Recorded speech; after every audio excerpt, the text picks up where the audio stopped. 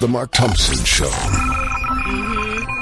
Let's bring it into the movies, right, Albert? We'll take a look at what is going on at the box office with Michael Snyder, who it's always a ding-a-thon, ding-fest when he joins the show to talk about the latest offerings at the box office. Is that right, Albert? Yes. He is here. All right. On the rainbow. He comes and goes on a rainbow. No one says it like Mark says it. Hi, Michael Snyder. How are you?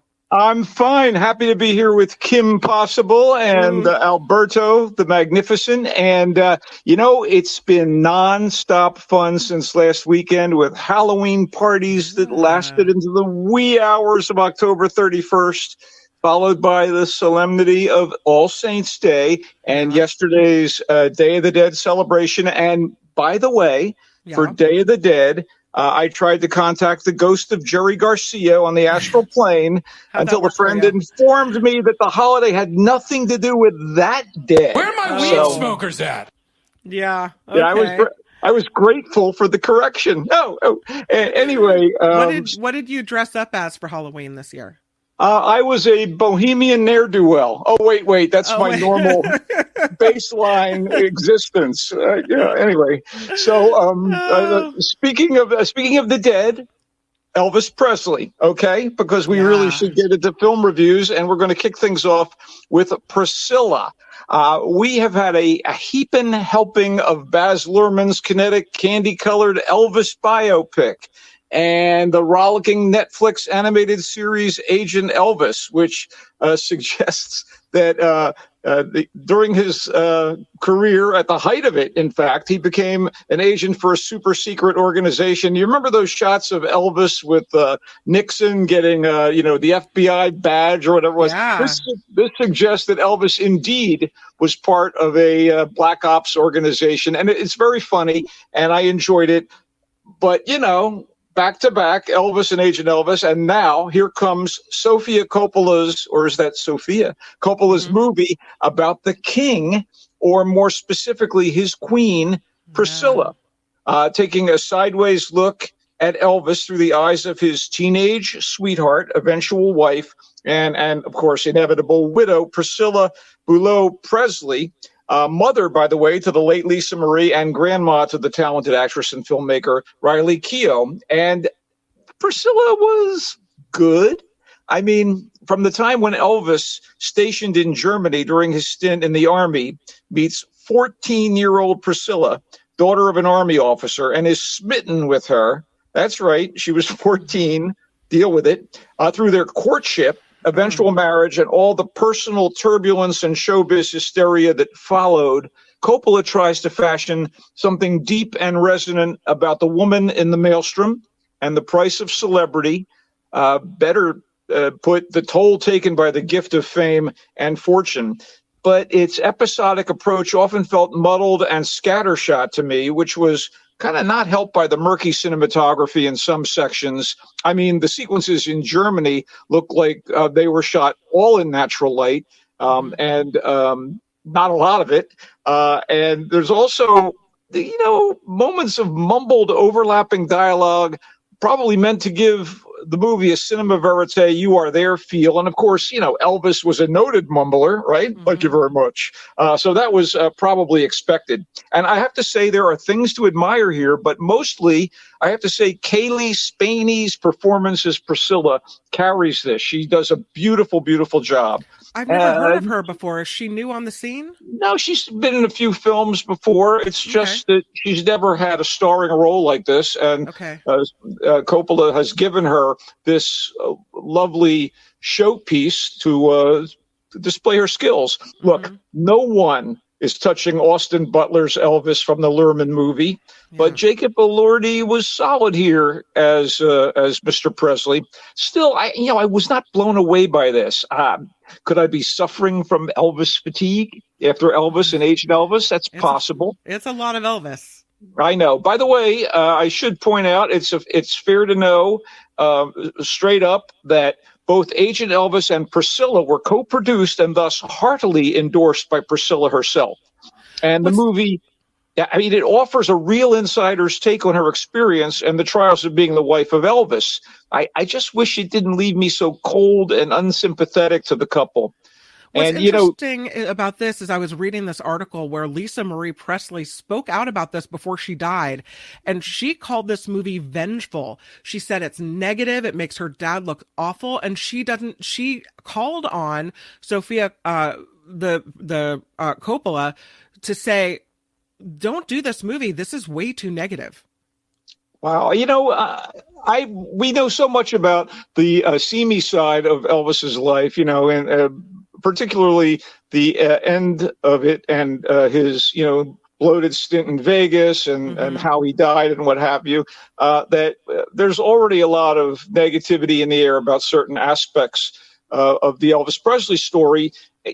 So I don't know if you could really call it vengeful or evil. I guess they tried to be even-handed, and clearly Priscilla loved him, and yet, I can see how Lisa Marie might have been a little put off about it. Then again, I don't know what her mental state was at the time, and it's all water under the bridge. One more little note: there's very little classic Elvis movie music or Elvis music here, whether it's for the rights reasons or because of creative decisions, but it might be instructive to remember the lyrics to Suspicious Minds, one of his big hits, when considering Priscilla's story.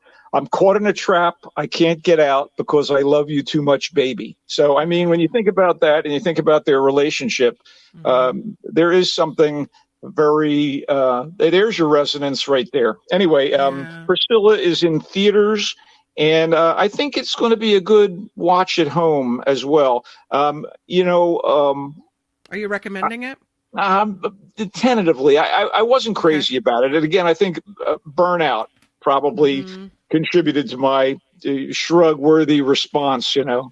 All right, let me talk about something that is not a great movie, but I enjoyed immensely.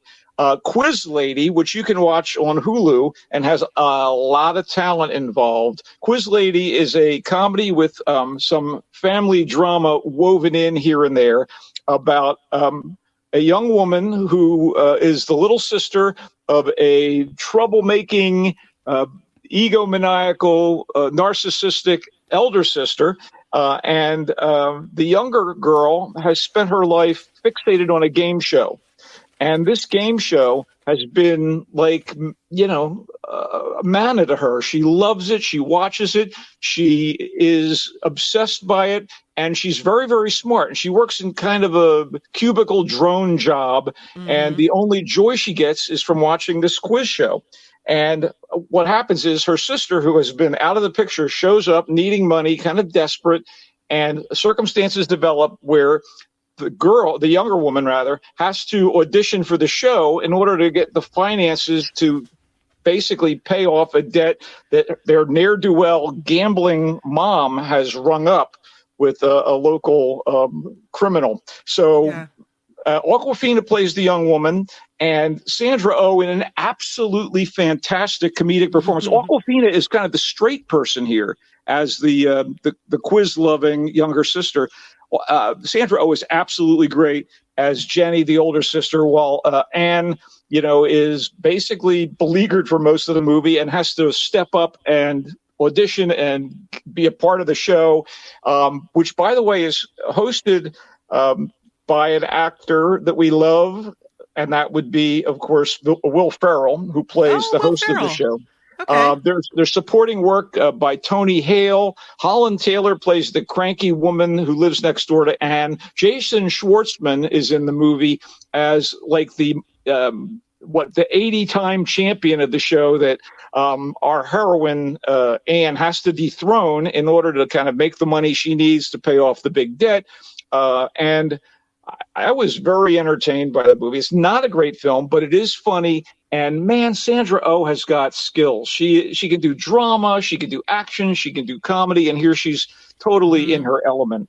So I give this a tentative thumbs up. Again, you can watch it on Hulu, directed by Jessica Yu, written by Jen D'Angelo. By the way, Tony Hale, who you might know from Veep, who played Julia Louis-Dreyfus's kind of a fixer associate on Veep, plays the owner of a Ben Franklin themed inn in Philadelphia.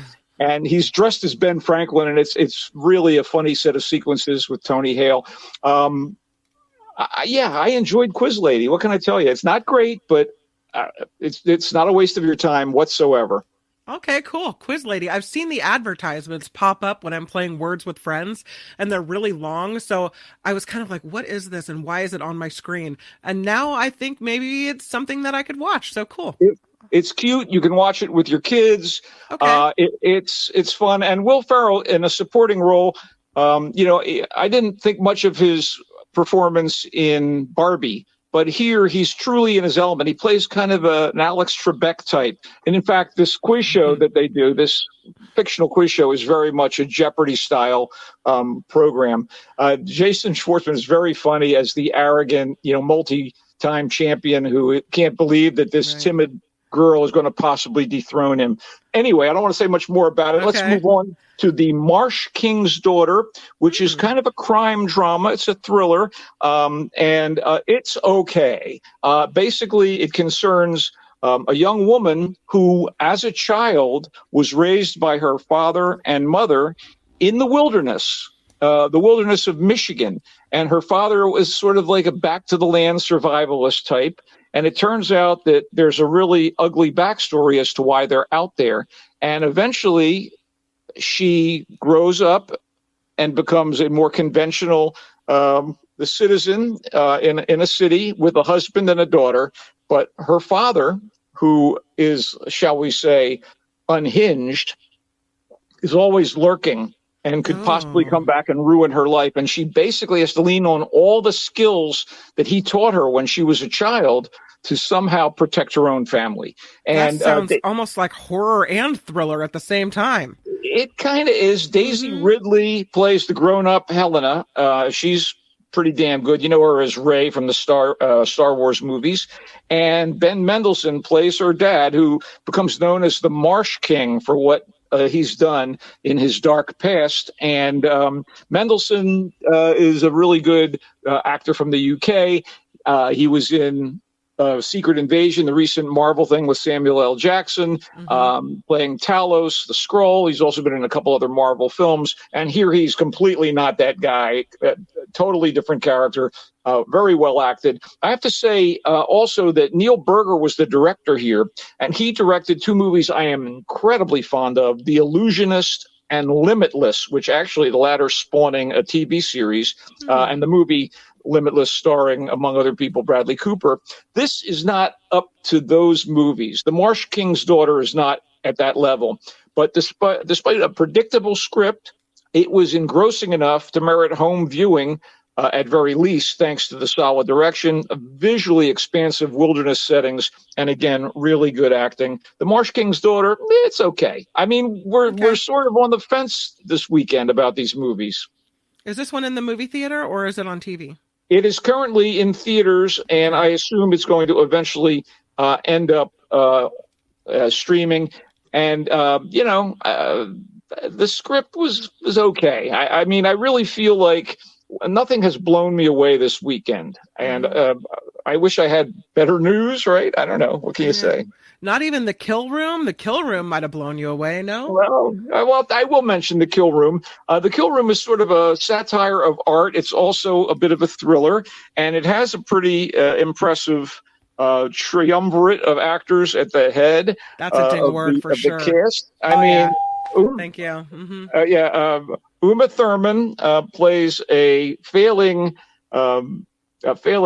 art gallery owner and hostess, and Sam Jackson plays a criminal who has a money laundering scheme that he's going to try to get her to help out with by selling off fake paintings and then getting clean checks. She gets a percentage. So her art gallery business is failing. She's being humiliated by her fellow gallery owners and art connoisseurs, and she has to do something to revive her business. So she agrees to go into business with Sam Jackson's criminal boss, who has a hitman who he convinces, and the hitman is played by Joe Manganiello, and he convinces him to do some abstract paintings, and inadvertently the guy becomes the toast of the art world. So there are some amusing moments here. This is, again, not a great film, but the cast is so good, and the idea is sort of cute, and the conceit of a brutal murdering hitman becoming the toast of the art world is kind of fun and cool.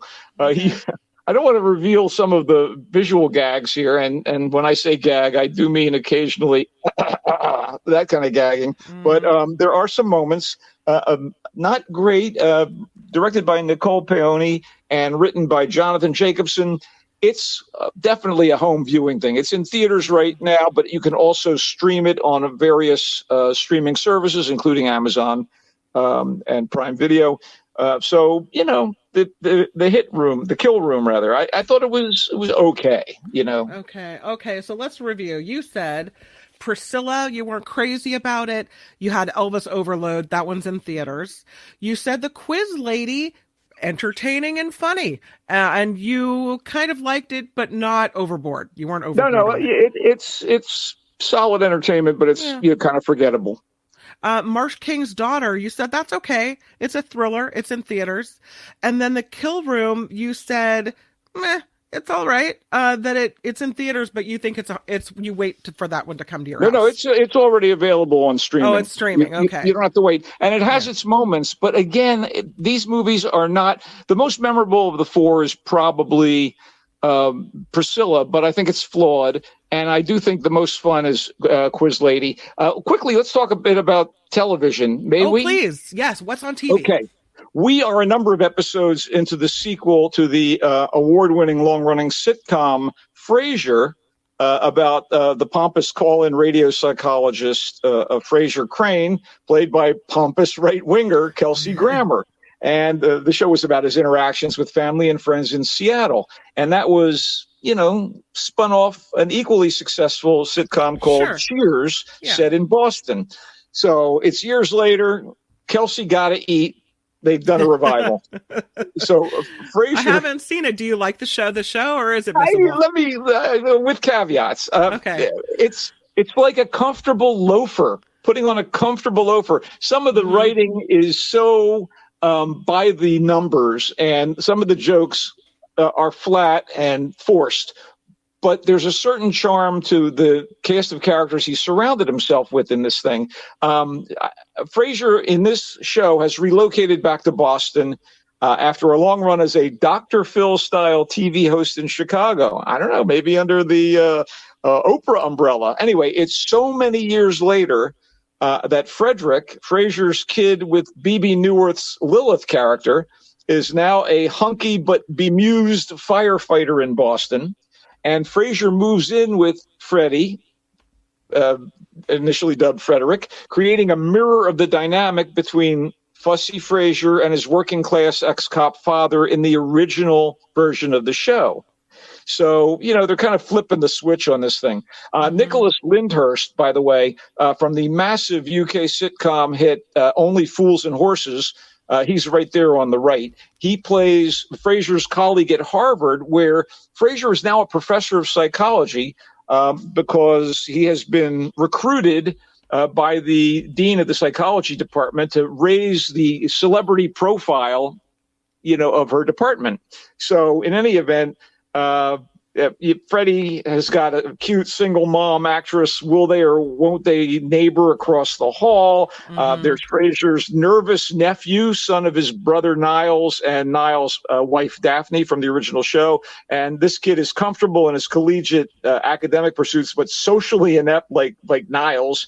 By the way, David Hyde Pierce and Jane Leaves, who played Niles and Daphne, have not been slated to appear on the show, and John Mahoney, who played Martin Crane, Frasier and Niles' father so well, is dead, R.I.P. But Neuwirth and Perry Gilpin, who was Roz, Frasier's producer on the old show, are slated to guest star at some point. Frasier is, like I said, it's like comfort food. It's not great. It's not anywhere near the heights of the original series, and times have changed. So, it's not going to be that good. by comparison, but I find it kind of comforting to watch. Isn't I that love crazy? how you say comfy old shoe. That's awesome. No, I see how it would be that way because the characters are familiar, the humor is familiar, and probably the settings and the scene familiar as well. Sure, they hang out at a bar, not Cheers. I'm wondering why they haven't just gone to Cheers. They do hang out at a bar with the firefighters and the Harvard students and professors. Anyway, I don't know. One more quick note. Ghosts, the original UK version of the haunted sitcom, is now in its 5th and purportedly final series on the BBC. And take it from me, it's still funny as hell. A young woman inherits a mansion from a relative she doesn't know. She finds out that it's haunted when she's hit in the head, and she can actually see and interact with generations of ghosts that live there. The idea was adapted very closely for an American version that became a massive hit for CBS here in the States. And they had so much success with the American version that the network is actually going to start running the original as well, beginning on November 16th. Followed by reruns of the American version, which I guess you could do like an A-B compare and contrast. I don't know. Yeah. Anyway, it's the American version is going to have new episodes coming sometime after the SAG-AFTRA strike is finally settled. In the meantime, I love the original British version. A quick note, we got a text from Lori, a chat from Lori. She says, Brie Larson is shocking me with how good she is in Lessons in Chemistry on Apple. She said, saving new episode for later along with fellow travelers. Excited. Good. I will check that out. We do have Brie Larson headlining the big movie next week, The Marvels, which we will discuss hopefully next Friday. But in the meantime, always a pleasure, Kim. You can check me out. Check me out on Twitter or X at Culture Blaster, on Threads and Instagram at Mike the Knife 123, and absolutely on the Mark Thompson Show every Friday. Absolutely. Mark will be back next Friday. But until then, thank you, Culture Blaster Michael Snyder. And I appreciate you coming in and you come and go on a rainbow. That's right. Thank you, Michael Snyder. Bye. Have a great weekend. You too.